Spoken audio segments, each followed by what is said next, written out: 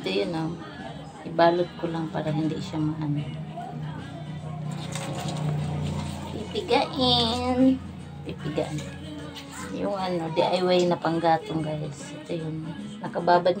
Nahinayang kasi akong itapon na may paraan naman para gawing gatong. Kasi sa syudad, mahal yung kahoy, uling. So, ito muna ang paraan.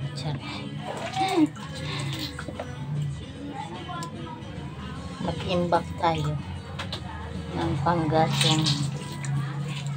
Kahapon ko pa ito binabad eh. Kaya lambot na lambot. Basta. Pag matuyo to, pwede na ipambato. Maraming purpose.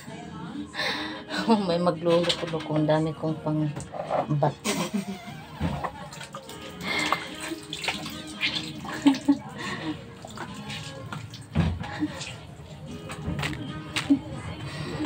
Ayan.